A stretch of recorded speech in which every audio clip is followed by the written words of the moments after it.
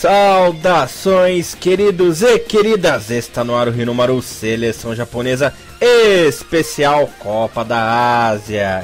Galera, a Copa da Ásia 2015 começou e com tudo. Bom, aqui você ouvinte ficará por dentro de toda a trajetória do Japão no torneio mais importante do continente asiático. Pessoal, começou aí a fantástica aventura japonesa rumo ao bicampeonato consecutivo e rumo ao pentacampeonato. Antes de mais nada, um feliz ano novo para você ouvinte, né? Nós que encerramos aí a programação em 2014 e agora voltamos em 2015 com tudo. 2015 rumo à eternidade, né? Não se preocupe que ficaremos aí por muito tempo buzinando o ouvidinho de vocês. Bom para um, ruim para muitos, né? E por aí vai. Bom, não estou sozinho hoje, né? Para variar, você está na companhia de Elias Falares, o gordinho alegria na apresentação, e comentários dele, o mito que tá mais acordado do que nunca nessa madrugada de hoje, só que ao contrário, né? Mr. Thiago Henrique Cruz. Ô, Thiagão! Vamos acordar aí, Thiagão, tudo bem com você, rapaz? Tudo bem, meu amigo Elias, bom dia, boa tarde e boa noite para os ouvintes. A Copa d'Ásia tá me fudendo no quesito dormir, né? Rapaz, esses horarinhos aí não estão ajudando muito, né? A estreia foi boa, foi às 5 da manhã, mas joguinho às 7 da manhã é dose, né, Thiagão? É dose. É trash. Bem-vindos todos vocês ouvintes à segunda temporada do Hinomaru, Mr. Elias. Segunda temporada, falou igual o seriado americano, né? Season 2. Season 2 do Hinomaru. Pessoal, falando aqui agora da seleção japonesa, começou da melhor maneira possível, né? Claro, não foi perfeito, como todos imaginávamos, mas está aí. Japão vencendo as 3 partidas com 100% de aproveitamento, né? Na estreia, enfrentamos a seleção da Palestina, vencemos pelo placar de 4-0. Poderia ter sido muito mais, né? Se não fosse a displicência aí e falta de pontaria de alguns jogadores. Já no segundo jogo, batemos o Iraque pelo placar de 1-0, golzinho de pênalti marcado pelo Honda. Poderia ter sido muito mais, né? O Honda inclusive perdeu um gol sem goleiro, displicência total aí nessa segunda partida, mas já valeu a classificação. E na terceira partida, no dia 20, né, derrotando a equipe da Jordânia pelo placar de 2-0, jogou muito bem, muito superior para cima da Jordânia, mas também perdeu muito gol, perdeu muita oportunidade, mas o importante é que se classificou.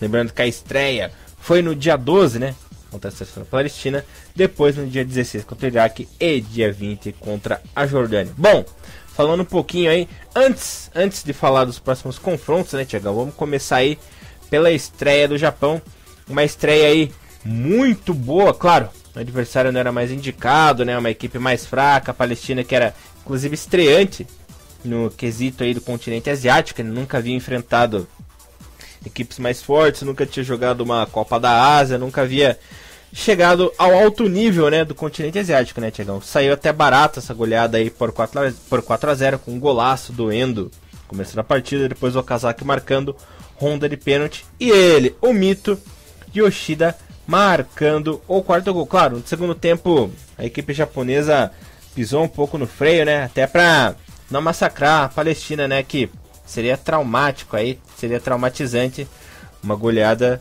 muito alta, né, Thiagão? Elias, a estreia da seleção japonesa contra a seleção da Palestina foi praticamente o jogo mais fácil dessa primeira fase, né? A seleção da Palestina, por mais que tenha começado o jogo numa versão de na verdade não era nem um 4-5-1, né? Era um 4-4-1-1, né? São duas linhas de 4 defensores, né?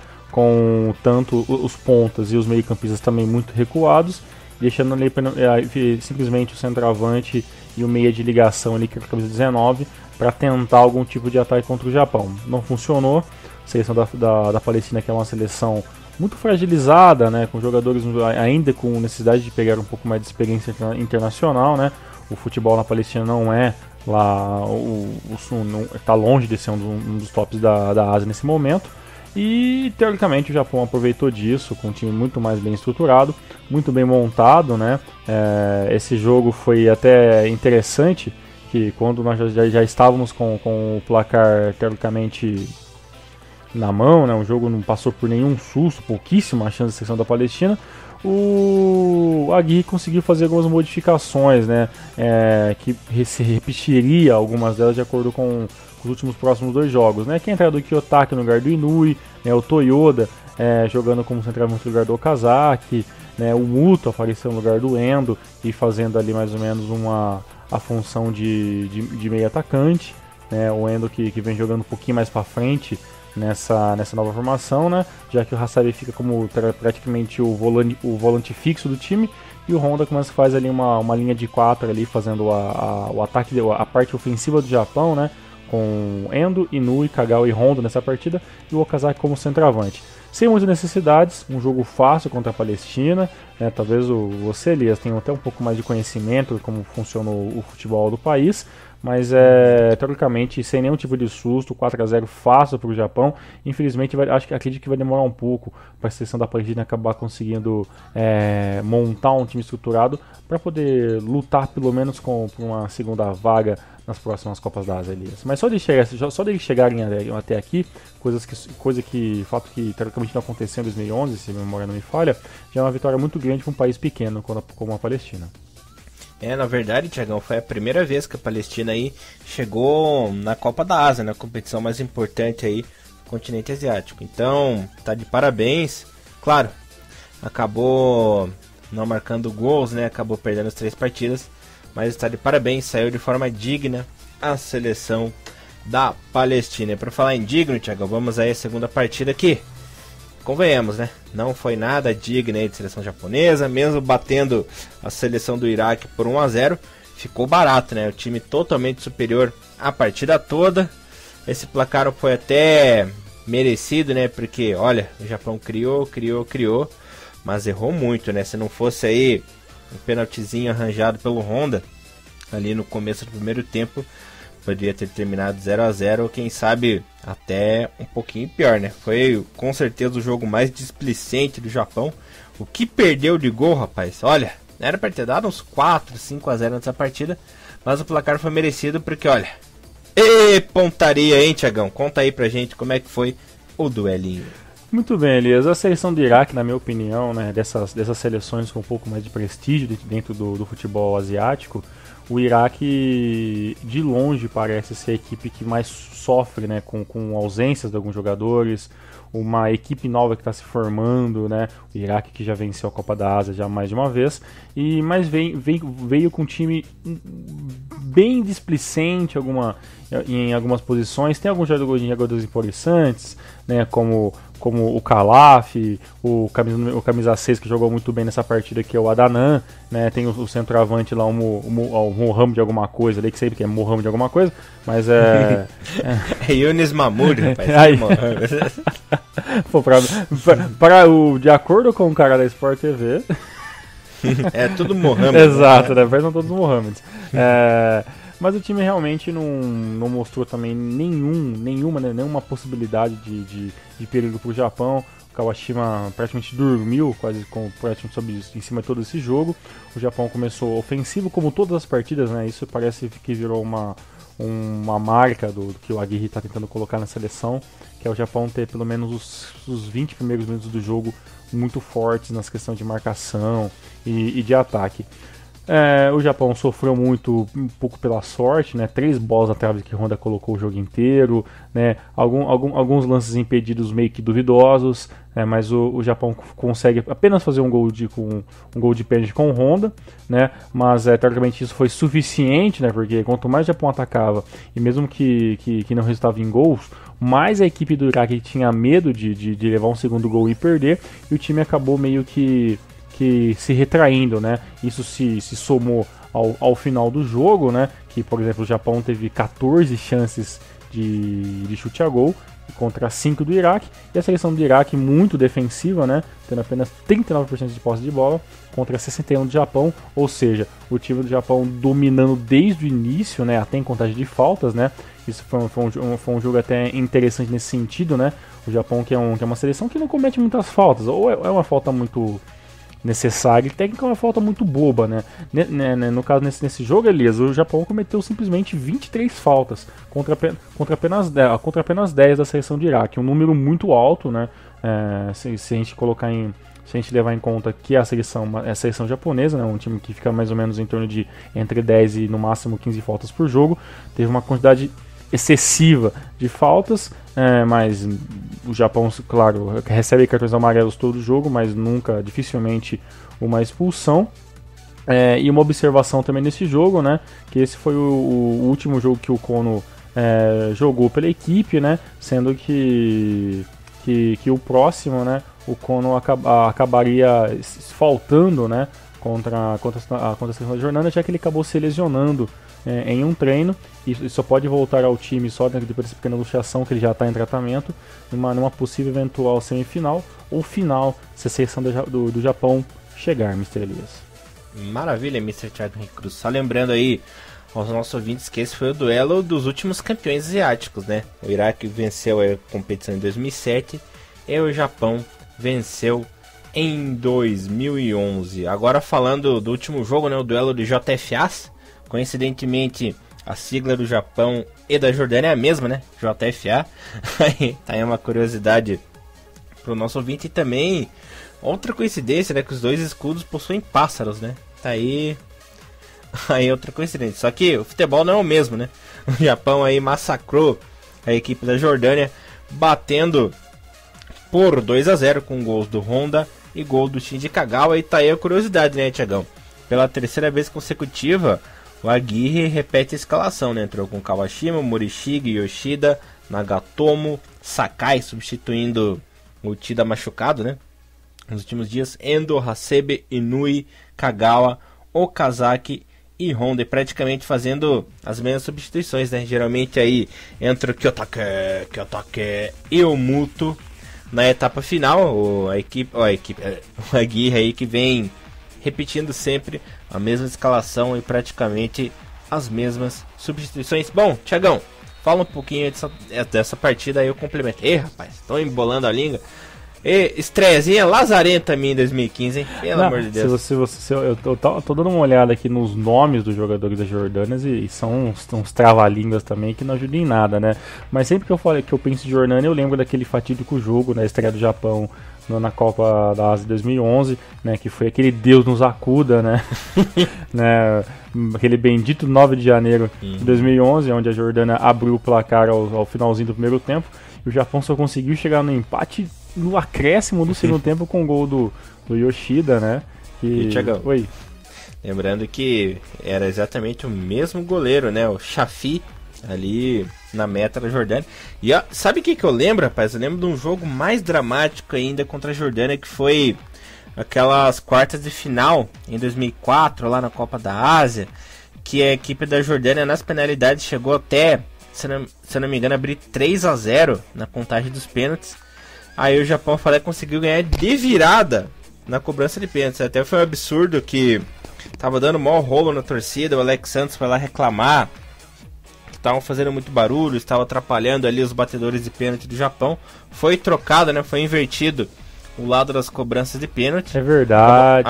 Acabou dando certo. E o detalhe, eu lembro muito bem desse jogo porque na época, na minha TV por assinatura, tinha o canal árabe, né? Só passava no canal... Olha só, eu assistia a Copa da Ásia de 2004 e 2007 por esse canal árabe, porque a Sport TV, tipo, cagava, né? Pra futebol asiático na época. E eu lembro, eu assistia a narração em árabe, rapaz. O Mahmoud lá, o Mohamed, Jordânia, deu o Japão e bateu o pé. Japão, não sei o que. Ia lá o Jordânia, rapaz do céu, até o narrador contra o Japão foi triste, mas conseguimos! Era muito imparcial, né, essa rádio, parecendo aquelas narração de jogo de Argentina, né, que o nego chora e grita, né, fica uma loucura foda, né, igual os italianos também, né. Mais ou menos assim. Mais diferente desse jogo de 2011 contra a Jordânia, lembrando que em 2011 a Jordânia passou para a próxima fase e acabou caindo para a Austrália pelo placar de 1-0 nas quartas de final. Nesse jogo não teve jeito, o Japão mais uma vez começando os seus primeiros 20 minutos muito ofensivos, né? Isso resultou obviamente num num gol logo aos 24 minutos do primeiro tempo, né, que foi o gol do Honda, né, na verdade, um chute muito forte, meio que de lado do Okazaki, né, o goleiro rebateu e Honda acabou colocando pro fundo do gol. E depois o Japão já com o placar, teoricamente o Japão não jogava pelo empate, né, mas vencendo o jogo, o Japão começou a se concentrar um pouco mais na marcação. A linha de 4 funcionou muito bem ali, como o Oritiga e o Yoshida, e o Nagatomo e o Sakai pelas pontas, minando completamente qualquer possibilidade da Jordânia chegar à meta japonesa. E depois o Kagawa, né, ele, que até na matéria do Thiago Bom Tempo ele analisou muito bem que o Kagawa já não fazia gol pela seleção japonesa há praticamente 8 meses, né? Então, time de Kagawa volta a marcar um gol pela seleção japonesa. Mas teoricamente eu tenho que admitir que o Kagawa não vem jogando tão bem como em algumas partidas, né? Vem jogando razoavelmente para se manter como titular, mas muito longe de ser o melhor jogador da equipe nesse ano, que teoricamente até então ficaria com o Honda ali, que tem jogado muito bem em todos os jogos e teoricamente é nosso principal marcador na Copa até agora. Informações táticas do jogo, mesmo esquema muito parecido com o jogo do Iraque, Mr. Elias. Japão com 66% de posse de bola contra 34% do time da Jordânia. O Japão chutou simplesmente 19 vezes para gol, tentativas de gol, contra apenas 5 tentativas da Jordânia, né? E a única diferença é que nesse jogo o Japão voltou a fazer menos faltas, fazendo apenas 14 contra 21 do time da Jordânia, que chegou a um momento do jogo ali que realmente estava partindo para tentativas um pouco mais bruscas de tirar a bola, acabou não resultando em nada, apenas em alguns cartões amarelos, e o Japão classificado com 100% de aproveitamento, coisa que não aconteceu, né, na Copa de 2011, aí, que foi um pouco mais dramático, né, o Japão empatando com a Jordânia, quase perdendo para a Síria, né, e depois só no último jogo contra a Arábia Saudita que o Japão jogou um pouco mais solto, acabou fazendo um placar elástico. A única observação que está deixando todo mundo meio com o pé atrás, Mr. Elias, é que quando a fase está muito boa, a gente fica um pouco com o pé atrás, né? Em 2011 foi aquele furdunço, a gente achava que o Japão não ia conseguir, teoricamente, passar do Catar, né, naquelas quartas de final, né, que também foi outro time indigesto, e dessa vez nós passamos por 3 jogos facílimos ali, é claro. Pegamos um Iraque desfalcado, uma Jordânia que já não está no seu auge do futebol, né, uma Palestina iniciando dentro do torneio continental, então fica um pouco mais fácil nossa vida. A questão é o seguinte, Mr. Elias, temos que nos preocupar um pouco mais com a facilidade, talvez ali o Japão acaba se surpreendendo por pegar adversários um pouco mais fracos, agora pegar na quarta de final um time um pouquinho mais encardido, ou você acha que não, estamos realmente muito melhores do que os outros times que jogam na Ásia nesse momento, Elias? Olha, é muito melhor, com certeza nós estamos, né? Mas tem que tomar cuidado, porque, se eu não me engano, às vezes que o Japão conseguiu aí fechar os 100%, né? Conseguiu vencer as 3 partidas da primeira fase, a equipe não foi campeã, né? Lembrando que em 92 o Japão na primeira fase conseguiu aí se classificar em primeiro lugar, empatando 2 partidas e vencendo uma, campeão a primeira vez. Em 2000 no grupo ele venceu 2, empatou uma. Em 2004 foi a mesma coisa, né? Venceu 2, empatou uma. Em 2007 naquele trancos e barrancos foi a mesma coisa. E quando foi bem, né? Em 1996, quando venceu aí as 3 partidas, acabou sendo eliminado nas quartas de final para a equipe do Kuwait, né? Em 2007 também acabou não sendo campeã, mas também terminou com 2 vitórias e um empate. Bom, que é superior mas tem que tomar cuidado, porque agora vem a fase mata-mata, né, Thiagão? A gente vê o Japão jogando bem, dominando a partida, mas é aquela velha história, né, Thiagão? Tá se folgando, não tá se dedicando 100%, está permitindo erros, né? Não, por enquanto não deu nenhuma tragédia, porque realmente as equipes são muito inferiores, mas no mata-mata a coisa muda, né? Não pode deixar de acontecer esses vacilos, não pode permitir errar, né? E claro, temos aí um jogo importante, né? Lembrando que o Japão enfrenta agora, no dia 23, a equipe dos Emirados Árabes lá em Sydney. Os Emirados têm jogado bem, né? Não tem mais jogadores bobinhos como antigamente. E se folgar, se permitir essa folga, pode acabar ficando feio, né, Thiagão? Pois é, concordo plenamente. Estou um pouco apreensivo, né? Vamos esperar aí o jogo da sexta-feira, né? Lembrando aos ouvintes que as quartas de finais começam na quinta-feira, dia 22, ou seja, no dia que nós estaremos postando o podcast, já teria passado, né, os dois primeiros jogos da quarta de final, e na sexta-feira tem o jogo do Japão. Para não ficar muito apenas sobre seleção japonesa, um acatado rápido aí dos 4 grupos da Copa da Ásia, Elias. No grupo A passou Coreia do Sul e Austrália, né? Coreia do Sul aí com 9 pontos, vencendo os 3 jogos. A Austrália com 6 pontos, perdendo apenas para a Coreia pelo placar de 1-0. Grupo B passou a China, que também... Thiagão, antes de você terminar, quero dar um adendo aí. Ó, falei bonito. No grupo A, que a Coreia do Sul foi a grande surpresa, né? Terminando aí na primeira colocação com 9 pontos. A Austrália, que é o host, né? Está aí hospedando a Copa da Ásia, apenas na segunda colocação com 6 pontos. Acabou perdendo para a Coreia do Sul em casa, no estádio lotado. E convenhamos, a Coreia do Sul aí com um timinho vagabundo, jogando mal, desculpe usar a palavra, mas jogando mal pra caralho. Conseguiu bater aí o anfitrião, né? Então, agora eu não sei se a gente tem medo da Austrália, que vem mordida aí numa eventual semifinal, né? Pode acabar cruzando com a seleção japonesa, ou tomar cuidado com a Coreia, né? A Coreia mesmo jogando mal, conseguindo aí as 3 vitórias. Bom, continua falando aí, depois a gente comenta sobre isso. Pois é, até observação, né? A Coreia tem 3 gols no campeonato, né? Venceu os 3 jogos por 1-0 e ficou em primeiro do grupo, né? Então, é um time que tá jogando ali no limite da possibilidade.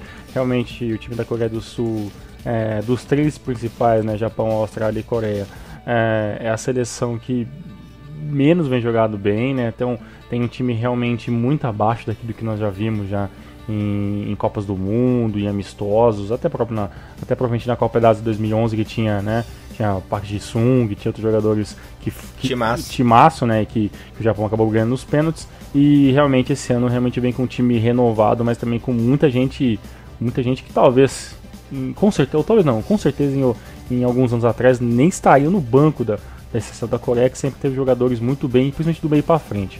Olha, pra uma seleção que tem Chaduri como destaque, né, o dinossauro Chaduri, claro, adoro ele, né, já foi um ótimo jogador, mas que agora, convenhamos, né, tá decadente.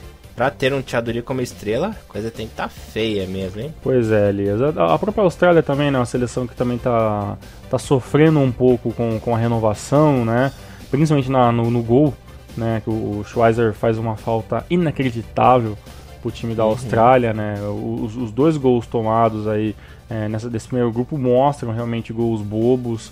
Com certeza a muralha australiana de alguns anos atrás não deixará passar de jeito nenhum, né? Mas o time realmente acontece com todo mundo. Aconteceu com o Japão, está acontecendo com o Japão as mudanças também, né? Lembrando que tem alguns jogadores que provavelmente já não voltam mais a vestir a seleção japonesa daqui a algum tempo, como o Endo, Hasebe, Kono, o próprio Kawashima, que já tem mais de 30 anos, né? Então você vê que as seleções inevitavelmente começam a se reestruturar e perdendo algumas peças importantes, né? Continuando aqui a parte do grupo, a China passando pelo grupo B com 9 pontos, 9 vitórias, 3 vitórias fáceis, historicamente. Sem Zizal. Exatamente, sem Zizal, joga muito no Corinthians. E em segundo, o Uzbequistão, né? Esse tem certeza que você ia gostar de saber. A Arábia Saudita mais ou menos dando vexame, não passando da primeira fase. E a Coreia do Norte ficando em último aí com 0 pontos, fazendo 2 gols, levando 7, né? Foi culpa da Sony. Pois é, né? E né, uma campanha pífia. Eu jurava que a Coreia do Sul poderia pelo menos lutar até a última rodada para tentar se passar como segundo. Não aconteceu. Grupo C passou Irã e Emirados Árabes Unidos, né? Agora o Emirados Árabes, que é o nosso confronto da sexta-feira. Bahrein e Qatar acabou passando em branco ali, né? Sem nenhuma necessidade. O Irã vencendo também as 3 partidas muito fácil também. E grupo D, nós já sabemos de cor e salteado. Japão, líder, 9 pontos, 3 vitórias. Iraque, 6 pontos, né? Levou apenas um gol né, nessa primeira fase, que foi teoricamente o gol do Honda, né, no segundo jogo que perdeu de 1-0. Jordânia e Palestina, infelizmente, não tiveram sorte. Palestina não tinha obrigação nenhuma de passar de fase, participou, adquiriu experiência. A Jordânia, que passou no último ano, vem com o time mais ou menos, também não tinha como passar também, né, sem capacidade nenhuma de passar. Não é porque a Jordânia meteu 5, 6 na Palestina que eles achavam que teriam cacife ali para tentar lutar por uma vaga com o futebolzinho mais ou menos que eles estavam apresentando, Mr. Elias. Maravilha, Mr. Thiago Henrique Cruz. Só para deixar os nossos ouvintes bem informados, né? Falarei dos confrontos da quartas de final da Copa da Ásia. Coreia do Sul enfrenta o Uzbequistão no dia 22, né? Também no dia 22, China e Austrália. No dia 23 temos Irã contra o Iraque, né? Olha só, clássico do Golfo, hein? Vamos ver se vai bombar esse jogo. Não, brincadeira, não quero... Chega de pedir. E fechando ali, Japão e Emirados Árabes. Esse jogo que será transmitido, né, se não me engano, aí pela Sport TV, né? Fiquem de olho. A partir das 7h30 da manhã. Lembrando que no confronto entre China e Austrália, caso o Japão aí se classifique para as semifinais, vem aí o nosso adversário desse confronto. Caso o Japão vença contra os Emirados Árabes, enfrenta no dia 27 o vencedor de China e Austrália. E caso vá para a final será no dia 31 de janeiro na cidade de Sydney. Mr. Thiago Henrique Cruz, só antes da gente encerrar o programa, quero dizer aqui que a gente esqueceu de uma informação importante, né? Nosso querido Yasuhito Endo, na partida contra o Iraque, completou aí 150 jogos pela seleção japonesa. Teve até uma homenagem muito bonita, né, pro Endo. O Endo que após a saída, né, após as aposentadorias da seleção japonesa do Nakata e do Nakamura, virou aí a grande estrela, né, virou o grande nome, a grande referência nessa equipe da seleção japonesa. E Nakata, que é o carrasco do Endo, né, Thiagão? O Endo foi aí durante muitos anos reserva do Nakata, né? Eles que jogam na mesma posição. Foi o come-banco ali do nosso querido Hide. Se ele já tem 150 jogos e foi reserva durante anos, imagina se ele não fosse, né? Imagina se o Nakata não existisse. Ele teria aí 200, 300 jogos pela seleção. Pois é, mas e é claro, né? Por favor, não confundam referência principal jogador como o melhor jogador da seleção, né? O Endo é um jogador que joga em outra posição, que tem uma idade avançada. É bom sempre citar, porque sempre acaba aparecendo o fanboy maluco que vai falar: não, porque é o Honda, não, porque eu cagava. O Endo jogava uma seleção muito antes que esses jogadores, então obviamente que a referência é o grande nome a ser respeitado dentro de uma equipe. Isso é uma coisa que o japonês faz como ninguém. Elias, para finalizar, palpites? Quem passa? Coreia do Sul, Uzbequistão, e aí? Olha, o meu instinto de fanboy, né, diz que o Uzbequistão passa, mas Coreia do Sul aí na reta final vai acabar passando. Ok, Iraque e Irã? Pela boa fase, passa o Irã. China e Austrália? A Austrália vai jogar com uma maré amarela, né, nas costas, passa a Austrália. Japão e Emirados Árabes Unidos? Passa o Emirados, não, brincadeira, passa o nosso Japão. E os teus palpites, Mr. Thiago Henrique Cruz? Olha, eu acho que da Coreia do Sul, Irã e Austrália e Japão. Eu acredito que sejam esses os possíveis confrontos, mas é claro, né, a Coreia do Sul jogando esse futebolzinho, se parecer passar o Uzbequistão também não vai ser nenhuma novidade também, né, porque a Coreia do Sul vem com futebol também, que não é digno de passar de uma primeira fase, né, mas vamos esperar, porque agora teoricamente o torneio começa agora, meu querido amigo Mr. Elias. Sim, senhor Mr. Thiago Cruz. Agora começa pra valer a Copa da Ásia, mata-mata. Quem perder tá fora, vai arrumar as malinhas e vai direto pra casa. Thiagão, mais alguma coisa aí? Considerações finais? Meus queridos, esperem os próximos podcasts, né? Estamos o ano começando aí com possíveis novidades. Sempre que nós fomos começando com aparecer novidades novas, iremos sempre postar na nossa fanpage, né? Para quem nos ouvem apenas pelo player do YouTube, né? Pela nossa, olha só, nós temos uma página no YouTube, quem diria, né? Uhul! Temos lá para quem conhece a gente pelo site, vocês podem assinar, né, o canal do Rinomaru, que é o Seleção Japonesa JFA, né, esse é o nome do canal, vocês estarem recebendo automaticamente os feeds, né, que em forma de vídeo do Rinomaru, e também temos o nosso o nosso perfil no Kiwi6, né, o Kiwi6, que é praticamente um playerzinho de áudio, né? E se vocês quiserem participar, sempre fiquem à vontade mandando perguntas ou pela fanpage da Sessão Japonesa, ou pelo canal do YouTube, pelos comentários de vídeos, ou pelo e-mail, né? Quem quiser mandar uma coisa mais privada, pelo e-mail jfa.seleçãojaponesa, lembrando que esse seleção é C, não cedilha, seleçãojaponesa@hotmail.com, Mr. Elias. Maravilha, Mr. Thiagão. Tava com saudades de você, rapaz. Ouvi essa voz máscula, essa voz... que inferno, cara. Puta que pariu. Ai, que delícia, cara. Que bosta.